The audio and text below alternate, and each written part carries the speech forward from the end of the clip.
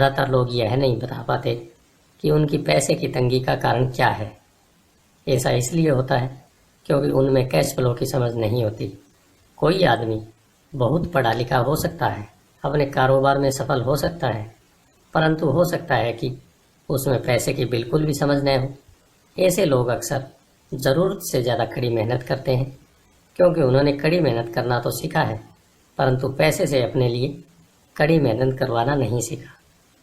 यह कहानी बताती है कि पैसे का सुख भरा सपना किस तरह दुख भरे सपने में बदल जाता है। कड़ी मेहनत करने वाले लोगों की फिल्मी कहानी एक घिसे पिटे ढर्रे पर चलती है। हाल ही में शादीशुदा, खुश, बहुत पढ़े लिखे पति पत्नी साथ साथ किराए के मकान में रहने लगते हैं। जल्दी उन्हें यह लगने लगता है कि वे पैसा बचा रहे हैं, क्योंकि दो लोगों के साथ साथ रहने का खर्च भी लगभग उतना ही होता है जितना कि अकेले आदमी का। समस्या यह है कि जिस अपार्टमेंट में वे रहते हैं वह छोटा है। वे अपने सपनों का घर खरीदने के लिए पैसा बचाने लगते हैं ताकि वे बच्चे पैदा कर सकें। अब उनके पास 2 तनख्वाहें होती है और वे अपने करियर पर ज़्यादा ध्यान देने लगते हैं। उनकी आमदनी बढ़ने लगती है। जैसे जैसे उनकी आमदनी बढ़ने लगती है, उनके खर्च भी वैसे ही बढ़ने लगते हैं। ज़्यादातर लोगों के लिए पहले नंबर का खर्च होता है टैक्स। कई लोग सोचते हैं इनकम टैक्स, परंतु ज़्यादातर लोगों के लिए सबसे बड़ा टैक्स होता है सोशल सिक्योरिटी टैक्स। कर्मचारी को एक साल लगता है कि social security tax Medicare tax को मिलाकर कुल टैक्स लगभग 7.5% के करीब होता है, परंतु हकीकत में यह 15% होता है, क्योंकि आपके बॉस को भी सोशल सिक्योरिटी की उतनी ही रकम मिलानी पड़ती है। मुद्दे की बात यह है कि यह वह पैसा है जो आपका बॉस आपको नहीं दे सकता। इससे भी बड़ी बात यह है कि आपको अपने वेतन में से कटे सोशल सिक्योरिटी टैक्स की रकम पर इनकम टैक्स भी देना होता है, और यह ऐसी आमदनी होती है जो आपके हाथ में नहीं आई है, बल्कि सीधे ही सोशल सिक्योरिटी में चली गई। फिर दायित्व बढ़ने लगते हैं। इसे समझाने का सबसे अच्छा तरीका यह है कि हम वापस युवा पति पत्नी की कहानी की तरफ चलें। उनकी आमदनी बढ़ने के कारण वे फैसला करते हैं कि अब वे किराए के मकान में नहीं रहेंगे, बल्कि अपने सपनों का घर खरीदेंगे। जब वे अपने घर में पहुंच जाते हैं तो उन पर एक नई टैक्स का बोझ आ जाता है, जिसे प्रॉपर्टी टैक्स कहते हैं। फिर वो लोग नई कार खरीदते हैं, नया फर्नीचर और नया सामान खरीदते हैं ताकि उनका घर आलीशान लगे। अचानक वे अपने सपने से जागते हैं और देखते हैं कि उनके दायित्व का कॉलम बढ़ गया है। वे कर्जे में हैं और उन्हें बहुत से मॉर्टगेज ऋण और क्रेडिट कार्ड ऋण चुकाने हैं। अब वे चूहा दौड़ में फंस चुके हैं। एक बच्चा भी पैदा हो जाता है। वे और कड़ी मेहनत करते हैं। प्रक्रिया फिर दोहराई जाती है। ज़्यादा पैसा आता है, उस पर ज़्यादा टैक्स लगता है, जिसे ब्रैकेट क्रीप्स भी कहा जाता है। तभी उनके पास डाक में एक और क्रेडिट कार्ड आ जाता है। वे इसका इस्तेमाल करते हैं, वह ख़त्म हो जाता है। तभी एक लोन कंपनी का आदमी आकर उन्हें बताता है कि उनकी सबसे बड़ी संपत्ति, उनके घर की कीमत बढ़ गई है। कंपनी उन्हें एक बिल कंसोलिडेशन लोन देने का ऑफर देती है, क्योंकि उनकी क्रेडिट बहुत अच्छी है। कंपनी उन्हें यह भी बताती है कि समझदारी इसे में होगी कि वे अपने ऊंची ब्याज दर पर लिए गए कंज्यूमर लोन को उनके क्रेडिट कार्ड से चुका दें, और इसके अलावा उनके घर पर लगने वाले ब्याज से उन्हें टैक्स में छूट भी मिलेगी। वे ऐसा ही करते हैं और ज़्यादा ब्याज दर वाले क्रेडिट कार्ड का भुगतान कर देते हैं। इसके बाद वे राहत की सांस लेते हैं। उन्होंने क्रेडिट कार्ड का हिसाब साफ कर दिया है। अब उन्होंने अपने उपभोक्ता ऋण को होम मॉर्टगेज में बदल दिया है। उनका भुगतान भी कम हो जाता है, क्योंकि उन्हें अपने कर्ज को 30 साल की आसान किस्तों में चुकाना होता है। समस्या से निपटने का यही स्मार्ट तरीका है। उनके पड़ोसी आते हैं और उन्हें शॉपिंग पर चलने का न्योता देते हैं। मेमोरियल डे की सेल लगी हुई है, यही तो मौका है कुछ पैसे बचाने का। वे आपस में बात करते हैं। वे अपने आप से कहते हैं, मैं कुछ नहीं खरीदूंगा, मैं तो सिर्फ देखने जा रहा हूँ। परंतु अगर कोई चीज़ जम जाए तो उसे खरीदने की उम्मीद में भी अपने क्रेडिट कार्ड को ले जाना नहीं भूलते। मैं एक युवा दंपति से हर समय टकराता हूँ। उनके नाम बदलते रहते हैं, परंतु उनके पैसे की तंगी एक सी ही रहती है। वे मेरी चर्चाओं में यह सुनने के लिए आते हैं कि मैं इस बारे में क्या कहता हूँ। वे मुझसे पूछते हैं, क्या आप हमें बता सकते हैं कि और ज़्यादा पैसा कैसे कमाया जाता है? उनकी खर्चीली आदतों ने उन्हें और ज़्यादा कमाने के लिए मजबूर कर दिया है। वे इतना भी नहीं जानते कि दरअसल समस्या पैसा कमाने की नहीं, पैसा सही तरीके से खर्च करने की है, और यही पैसे की तंगी का कारण है। यह समस्या इसलिए पैदा होती है क्योंकि उनमें पैसे की समझ नहीं होती। यह समस्या इसलिए भी और भयानक हो जाती है क्योंकि वे संपत्ति और दायित्व में फ़र्क को नहीं समझ पाते। मेरा मानना है कि ज़्यादा पैसे से शायद ही कभी किसी की पैसे की समस्याएं सुलझती हों। समस्याएं समझदारी से सुलझती हैं। मेरा एक दोस्त बार बार कर्ज में फंसे लोगों को यही सलाह देता है, अगर आपको लगता है कि आपने अपने आप को किसी गड्ढे में फंसा लिया है तो गड्ढा खोदना बंद कर दो। मेरे डैडी बचपन में हमें बताया करते थे कि जापानी 3 ताकतों को मानते हैं: तलवार की ताकत, रत्नों की ताकत और दर्पण की ताकत। तलवार हथियारों की ताकत का प्रतीक थी। अमेरिका ने हथियारों पर खरबों डॉलर खर्च कर दिए और इसी कारण वह आज विश्व में सबसे ताकतवर देश है। रत्न पैसे की ताकत का प्रतीक है। इस कहावत में कुछ तो सच्चाई है। यह स्वर्णिम नियम याद रखो, जिसके पास स्वर्ण है वही नियम बनाता है। दर्पण आत्मज्ञान का प्रतीक है। जापानी दंत कथा के अनुसार यह आत्मज्ञान इन तीनों में से सबसे कीमती वस्तु थी। गरीब और मध्यम वर्गीय लोग अक्सर धन की ताकत से नियंत्रित होते हैं। वे सुबह सुबह उठकर कड़ी मेहनत करने यानी नौकरी करने चले जाते हैं और खुद से यह तक नहीं पूछते कि क्या ऐसा करना समझदारी है। पैसे की समझ न होने के कारण ज़्यादातर लोग पैसे की डरावनी ताकत का यह इजाज़त दे देते हैं कि वह उन्हें काबू में कर ले। पैसे की ताकत उनके विरोध में इस्तेमाल होती है। अगर वे दर्पण की ताकत का इस्तेमाल करते तो वे खुद से यह सवाल पूछते, क्या इसमें समझदारी है? बहुत बार अपनी अंदरूनी समझदारी पर भरोसा करने के बजाय लोग भीड़ के साथ साथ चलने लगते हैं। वे कोई काम इसलिए करते हैं क्योंकि सभी लोग ऐसा करते हैं। वे सवाल पूछने के बजाय नकल करने लगते हैं। अक्सर वे नासमझी के कारण वही दोहराते हैं जो उन्हें सिखाया गया है।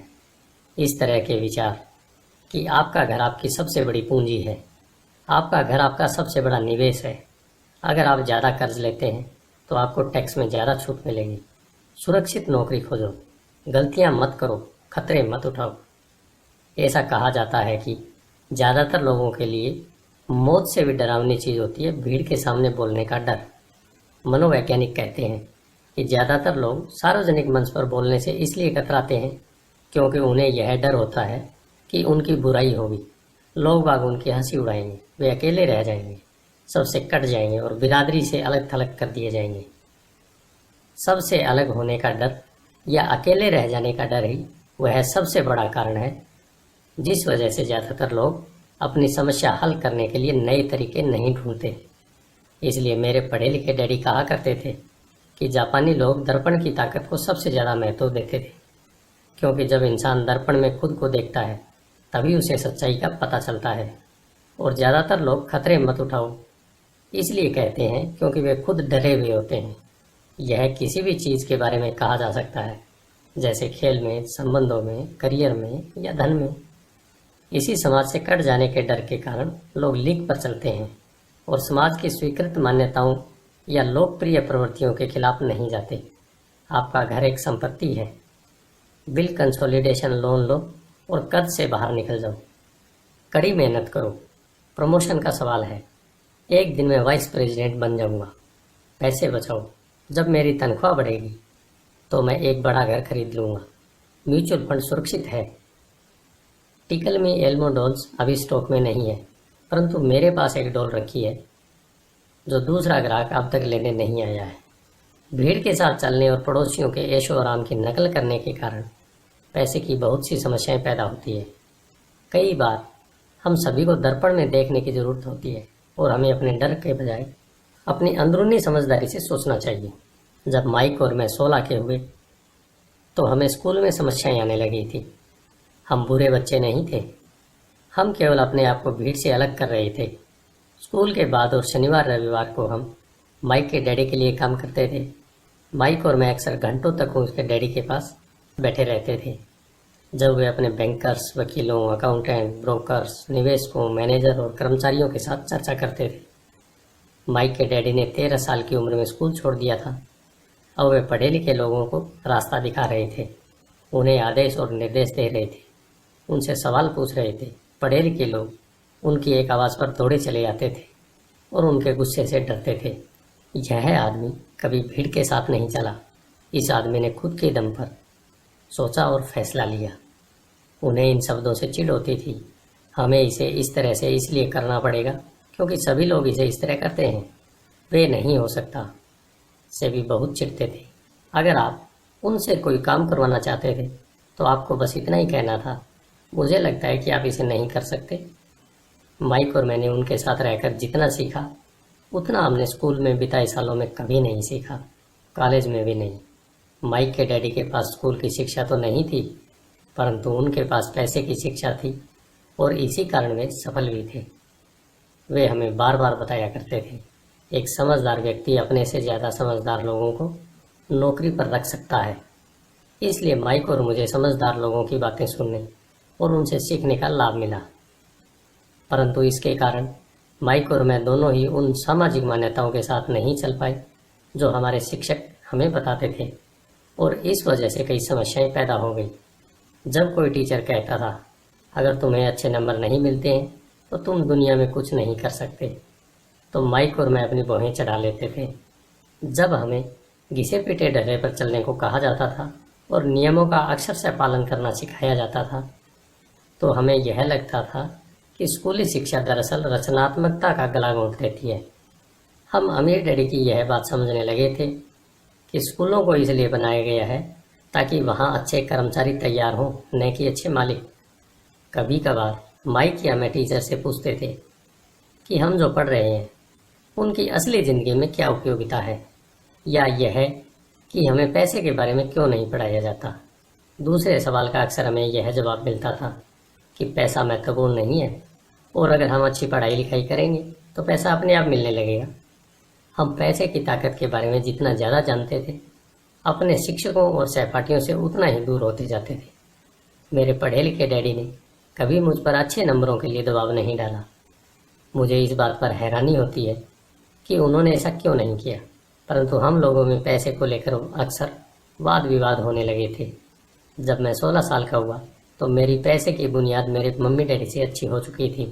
मैं हिसाब किताब रख सकता था। मैं tax accountants, corporates attorney, bankers, real estate brokers, निवेशकों इत्यादि की बातें सुनता था। मेरे डैडी शिक्षकों की बातें करते थे। एक दिन मेरे डैडी मुझे बता रहे थे कि हमारा घर हमारे लिए सबसे बड़ा निवेश क्यों है। इस बात को लेकर हम दोनों में बहस हो गई। जब मैंने उन्हें यह बताया कि घर हमारे लिए एक अच्छा निवेश क्यों नहीं है, आगे आने वाले चित्र से यह साफ हो जाता है कि अपने अपने घरों को लेकर मेरे अमीर डैडी और मेरे गरीब डैडी के विचारों में कितना अंतर था। एक डैडी के हिसाब से उनका घर एक संपत्ति थी, जबकि दूसरे डैडी के हिसाब से यह एक दायित्व था। मुझे याद है, मैंने नीचे वाला चित्र खींचकर अपने डैडी को कैश फ्लो की दिशा समझाने की कोशिश की थी। मैंने उन्हें यह भी बताया था कि घर के साथ साथ उनसे जुड़ी कुछ दीगार खर्च भी बढ़ जाते हैं।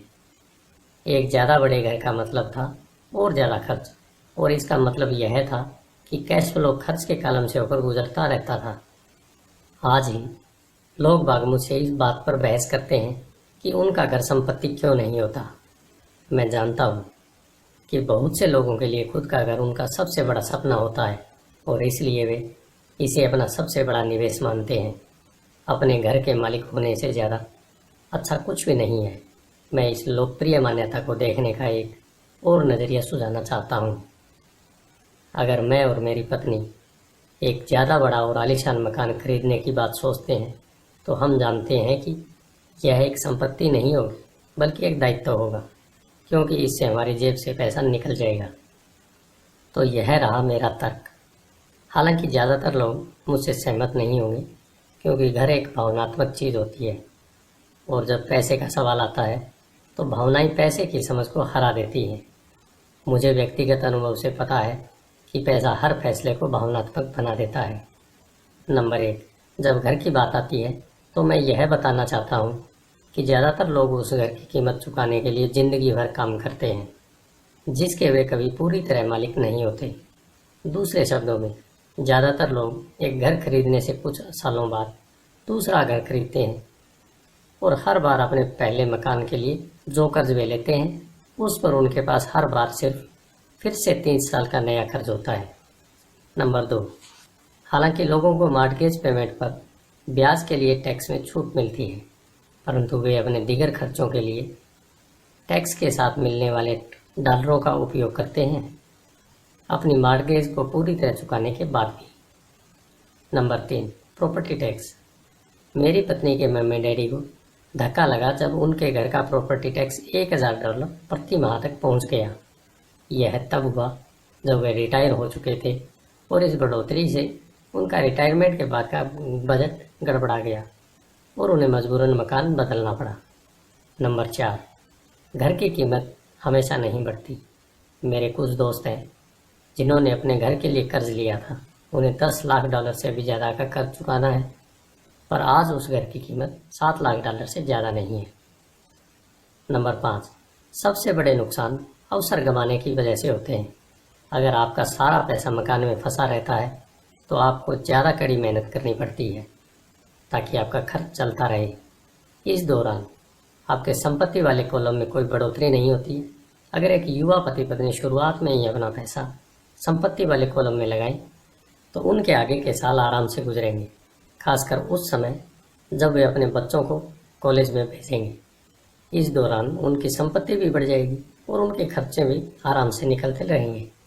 अक्सर ऐसा होता है कि आपका घर आपके बढ़ते हुए खर्च के भुगतान के लिए होम इक्विटी लोन का साधन बन जाता है। संक्षेप में, अपना घर खरीदने का फैसला बहुत खर्चीला पड़ता है। इसके बजाय बेहतर यह होगा कि जल्दी ही इन्वेस्टमेंट पोर्टफोलियो बना लिया जाए। किसी आदमी पर इसका असर कम से कम 3 तरह से पड़ता है। नंबर 1, समय की बर्बादी, क्योंकि इस दौरान दूसरी संपत्तियों का मूल्य बढ़ गया होता है।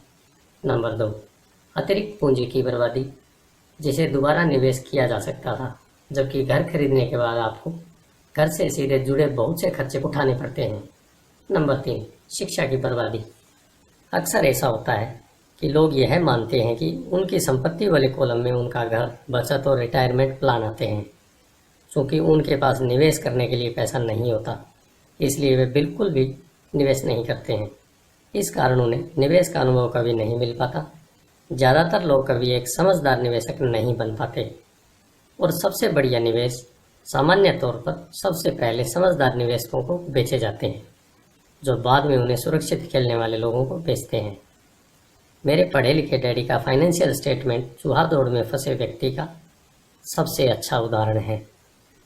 उनके खर्च हमेशा उनकी आमदनी से ज़्यादा होते थे, इसलिए उन्हें संपत्ति में निवेश करने का मौका ही नहीं मिलता था। इसका नतीजा यह होता था कि उनके दायित्व जैसे मॉर्गेज और क्रेडिट कार्ड के कर्ज उनकी संपत्ति से कहीं ज़्यादा होते। यह चित्र 1000 शब्दों की तरह एक कहानी बताता है। पढ़े लिखे डैडी का फाइनेंशियल स्टेटमेंट। दूसरी तरफ मेरे अमीर डैडी का फाइनेंशियल स्टेटमेंट यह दिखाता है कि वे जी जान लगाकर निवेश कर रहे थे और उन्होंने अपने दायित्वों को कम से कम रखा था। अमीर डैडी का फाइनेंशियल स्टेटमेंट। मेरे अमीर डैडी के फाइनेंशियल स्टेटमेंट से यह भी पता चलता है कि अमीर लोग और ज़्यादा अमीर क्यों बनते हैं। संपत्ति वाले कॉलम से इतनी ज़्यादा आमदनी होती है कि खर्च आराम से चल जाता है और कुछ पैसा बच भी जाता है। इस बचे हुए पैसे को एक बार फिर से संपत्ति वाले कॉलम में दोबारा निवेश कर दिया जाता है। संपत्ति वाला कॉलम बढ़ता जाता है और इससे होने वाली आमदनी भी बढ़ती रहती है। नतीजा यह होता है, अमीर लोग और ज़्यादा अमीर होते चले जाते हैं। अमीर लोगों और ज़्यादा अमीर क्यों होते हैं? अमीर लोग और ज़्यादा अमीर क्यों होते हैं? यह रहा फाइनेंशियल स्टेटमेंट। मध्यम वर्ग के लोग हमेशा पैसे की तंगी से जूझते रहते हैं। उनकी मूल आमदनी तनख्वाह से होती है और जैसे जैसे उनकी तनख्वाह बढ़ती है उनके टैक्स भी बढ़ते जाते हैं। इसके साथ ही आमदनी बढ़ने पर उनके खर्च भी बढ़ जाते हैं, इसलिए इसे चूहा दौड़ कहा जाता है। ये लोग मानते हैं कि उनका घर उनकी मूल संपत्ति है और इसलिए वे आमदनी दिलाने वाली संपत्ति में निवेश नहीं करते। मध्यम वर्ग को पैसे की तंगी क्यों होती है? ये रहा फाइनेंशियल स्टेटमेंट। आज की कर्जदार सोसाइटी दो बातें मानती है। पहली यह है कि खुद का घर एक निवेश होता है और दूसरी यह है कि तनख्वाह बढ़ने पर खर्च भी बढ़ना चाहिए या एक ज़्यादा बड़ा घर खरीद लेना चाहिए। बढ़ते हुए खर्च के कारण परिवार ज़्यादा कर्ज में फंस जाते हैं और उन्हें पैसे की और ज़्यादा तंगी का सामना करना पड़ता है। हालांकि वे अपनी नौकरियों में लगातार तरक्की कर रहे हैं और उनकी तनख्वाह लगातार बढ़ती जा रही है। इसे हाई रिस्क लिविंग या बहुत जोखिम भरी जीवन शैली कहा जाता है और इसका कारण यह है कि ऐसे लोगों में पैसे की समझ नहीं होती। 1990 के दशक में नौकरियों में भारी कटौती से यह बात पता चली कि मध्यम वर्ग पैसे के मामले में कितना असुरक्षित है। अचानक कंपनी पेंशन प्लान की जगह पर 41 के प्लान आ गए हैं। सोशल सिक्योरिटी निश्चित रूप से संकट में है और इसे रिटायरमेंट का सहारा नहीं बनाया जा सकता। मध्यम वर्ग में घबराहट का माहौल पैदा हो गया है। आज एक अच्छी बात यह है कि ज़्यादातर लोग ये बातें समझते हैं और इसलिए उन्होंने म्यूचुअल फंड खरीदना शुरू कर दिया है। निवेश में हुई बढ़ोतरी के कारण ही हमने स्टॉक मार्केट में इतनी तेज़ी देखी है। आज मध्यम वर्ग की बढ़ती हुई मांग को पूरा करने के लिए नए नए म्यूचुअल फंड बनते जा रहे हैं। म्यूचुअल फंड इसलिए लोकप्रिय हुए क्योंकि वे सुरक्षा के प्रतीक हैं।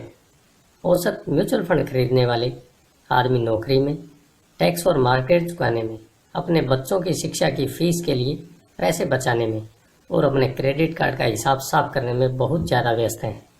उनके पास इतना समय नहीं है कि वे निवेश करने की कला सीख सकें, इसलिए वे म्यूचुअल फंड के मैनेजर की काबिलियत पर भरोसा करते हैं। चूँकि म्यूचुअल फंड कई तरह के निवेश करता है, इसलिए उन्हें ऐसा लगता है कि उनका पैसा ज़्यादा सुरक्षित है क्योंकि यह टुकड़ों में बंट गया है या डाइवर्सिफाइड हो गया है। पढ़े लिखे मध्यम वर्ग का यह समूह म्यूचुअल फंड ब्रोकर्स और फाइनेंशियल प्लानर के डाइवर्सिफाई सिद्धांत को सही मानता है। सुरक्षित रहो, जोखिम से बचो। असली त्रासदी यह है कि पैसे की समझ न होने के कारण औसत मध्यम वर्गीय लोग खतरों का सामना करते हैं। उनके सुरक्षित खेलने का असल कारण यह होता है कि उनके पास पैसे की तंगी होती है। उनकी बैलेंस शीट में बैलेंस नहीं होता। उनका संपत्ति वाला कॉलम तो खाली ही रहता है जहां से आमदनी आती है, जबकि उनके दायित्वों वाला कॉलम पूरा भरा रहता है। सामान्य तौर पर उनकी आमदनी का इकलौता साधन उनका वेतन होता है। उनका जीवन यापन पूरी तरह से उनके बॉस पर निर्भर करता है और जब सचमुच जिंदगी में एक बार आने वाला मौका आता है तो ये लोग उस मौके का फ़ायदा नहीं उठा पाते क्योंकि वे इतनी कड़ी मेहनत करते हैं। इसलिए वे सुरक्षित खेल खेलते हैं, सबसे ज़्यादा टैक्स चुकाते हैं और कर्ज के बोझ से दबे रहते हैं। जैसा मैंने इस खंड में शुरू में कहा था, सबसे महत्वपूर्ण नियम यह है कि संपत्ति और दायित्व के बीच के अंतर को पहचाना जाए। एक बार आप इसमें फ़र्क समझ लें, इसके बाद आप आमदनी देने वाली संपत्ति खरीदने की लगातार कोशिश करते रहें। यह अमीर बनने की राह पर चलने का सबसे लोकप्रिय और बढ़िया तरीका है। इसे करते रहें और आपका संपत्ति वाला कॉलम बढ़ाते रहें। अपने दायित्व और खर्च को कम करने की कोशिश भी करते रहें। इससे पैसा आपके संपत्ति वाले कॉलम में आता रहेगा। जल्द ही आपकी संपत्ति वाला कॉलम इतना ज़्यादा मजबूत हो जाएगा कि आप और ज़्यादा जोखिम वाले निवेश कर सकेंगे। ऐसे निवेश जिनमें 100% से अनंत तक फ़ायदा हो सकता है। ऐसे निवेश जिनमें $5,000 की रकम जल्दी ही $10 लाख या इससे ज़्यादा हो जाती है। ऐसे निवेश जिन्हें मध्यम वर्ग बहुत जोखिम भरा मानता है। निवेश जोखिम भरा नहीं है, यह उस व्यक्ति की पैसे की नासमझी है, वित्तीय निरक्षरता है जो उसे बहुत जोखिम भरा बना देती है। अगर आप वही करते हैं जो सभी लोग करते हैं तो आपको यह चित्र मिलेगा। एक कर्मचारी होने के नाते जो घर का मालिक भी है, आपकी नौकरी का पैटर्न सामान्यतः यह होता है। नंबर 1, आप किसी के लिए काम करते हैं। तनख्वाह पर काम करने वाले ज़्यादातर लोग मालिक को या शेयर होल्डर्स को ज़्यादा अमीर बना रहे हैं। आपकी कोशिशों, मेहनत और सफलता से दरअसल आपका मालिक सफल होता है और उसके रिटायरमेंट में मदद मिलती है। नंबर 2, आप सरकार के लिए काम करते हैं। आप इसे देख पाएंगे इसके पहले कि सरकार आपकी तनख्वाह में से अपना हिस्सा ले लेती है। ज़्यादा कड़ी मेहनत करके आप सरकार को देने वाले टैक्स में बढ़ोतरी करते हैं। ज़्यादातर लोग जनवरी से मई तक सिर्फ सरकार के लिए काम करते हैं। नंबर 3, आप बैंक के लिए काम करते हैं। टैक्स चुकाने के बाद आपका सबसे बड़ा खर्च आमतौर पर आपका मॉर्गेज, क्रेडिट कार्ड का कर्ज चुकाना होता है। अगर आप सिर्फ ज़्यादा कड़ी मेहनत से काम करते जाएं, तो समस्या यह है कि तीनों ही मामलों में आपकी ज़्यादा मेहनत से किसी और को ज़्यादा फायदा होता है। आपको यह सीखना चाहिए कि आपकी ज़्यादा मेहनत से किस तरह आपको और आपके परिवार को सीधा फायदा मिल सकता है। अगर आप यह फैसला कर भी लें कि आप अपने काम से काम रखेंगे, तो फिर आपको यह नहीं पता होता कि आपके लक्ष्यों को किस तरह से निर्धारित किया जाए। ज़्यादातर लोग अपने प्रोफेशन को बनाए रखना चाहते हैं और अपनी तनख्वाह के सहारे ही संपत्ति बनाना चाहते हैं। जब उनकी संपत्ति बढ़ती है तो वे किस तरह अपनी सफलता का आंकलन करते हैं। कब कोई व्यक्ति यह महसूस करता है कि वह अमीर है, कि उसके पास दौलत है। संपत्ति और दायित्व की मेरी अपनी परिभाषाओं की ही तरह दौलत के बारे में भी मेरी अपनी परिभाषा है। दरअसल मैंने इसे बकमिंस्टर फुलर नामक व्यक्ति से सीखा है। कुछ लोग उसे नीम हकीम कहते हैं और कई लोग उसे एक जीता जागता जीनियस कहते हैं। सालों पहले सभी वास्तुविद इसलिए हैरान हो गए थे क्योंकि 1961 में उसने जियोडेसिक डोम के पेटेंट के लिए आवेदन किया था और उस आवेदन में फुलर ने दौलत के बारे में भी कुछ कहा था। पहले तो उसका ठीक ठीक मतलब समझ में नहीं आया था, परंतु उसे कई बार पढ़ने के बाद इसका मतलब समझ में आने लगा। दौलत किसी आदमी की वह योग्यता है जिसके सहारे वह आगे आने वाले दिनों में जिंदा रह सकता है। यानी अगर मैं आज काम करना बंद कर दूं, तो मैं कितने दिनों तक जिंदा रह सकता हूं। यह नेटवर्थ की तरह नहीं है जो आपकी संपत्ति और दायित्व के बीच का अंतर है। हर व्यक्ति को लगता है कि उसके पास जो सामान है वह बहुत कीमती है, परंतु इस परिभाषा से सचमुच सही आकलन नहीं किया जा सकता। मैं अब आकलन कर सकता हूँ और सचमुच जानता हूँ कि आर्थिक रूप से आज़ाद होने के लिए मेरे लक्ष्य के संदर्भ में मैंने कितनी तरक्की कर ली है। हालांकि नेटवर्थ में ऐसी चीज़ें भी आ जाती हैं जिनसे पैसा नहीं आता, जैसे वह वस्तु जो आपके गैरेज में खड़ी है। दौलत का सीधा सा हिसाब यह है कि आपका पैसा कितना पैसा बना रहा है और इसलिए आप आर्थिक रूप से कितने दिनों तक जिंदा रह सकते हैं। दौलत दरअसल संपत्ति के कॉलम के कैश फ्लो का दायित्व वाले कॉलम के साथ तुलना है। एक उदाहरण लें, यह कहें कि मेरे पास हर महीने में संपत्ति वाले कॉलम से $1000 का कैश फ्लो है और मेरा खर्च हर महीने $2000 है। मेरे पास कितनी दौलत है? अब हम बकमिंस्टर फुलर की परिभाषा की तरफ चलें। उसकी परिभाषा के हिसाब से मैं कितने दिनों तक जिंदा रह सकता हूँ। अगर हम एक महीने में 30 दिन मान लें, तो इस परिभाषा के हिसाब से मैं 15 दिन तक जिंदा रह सकता हूँ। जब मैं अपनी संपत्ति से हर महीने $2000 का कैश फ्लो हासिल करने लग जाऊंगा, तो मैं दौलतमंद हो जाऊंगा। हालांकि मैं अमीर नहीं हूँ, परंतु मैं दौलतमंद ज़रूर हूँ। हर महीने मेरी संपत्ति से मुझे जो आमदनी मिलती है वह मेरे महीने भर के खर्च के लिए काफ़ी होती है। अगर मैं अपने खर्च को बढ़ाना चाहता हूँ, तो मुझे इसके पहले अपनी संपत्ति से आने वाले कैश फ्लो को बढ़ाना होगा। यह ध्यान रखें कि इस बिंदु पर मैं अपनी तनख्वाह पर बिल्कुल भी निर्भर नहीं हूँ। मैंने संपत्ति वाले कॉलम को भरने में जी तोड़ कोशिश की थी और मैं इसमें सफल भी हुआ था, जिसके कारण आज मैं आर्थिक रूप से आज़ाद हो गया हूँ। अगर मैं आज अपनी नौकरी छोड़ भी दूँ, तो भी मेरी संपत्तियों से इतना कैश फ्लो आता रहेगा कि मेरा खर्च आसानी से चलता रहेगा। मेरा अगला लक्ष्य यह होगा कि मेरी संपत्तियों से आने वाले अतिरिक्त कैश फ्लो को फिर से संपत्ति वाले कॉलम में निवेश कर दिया जाएगा।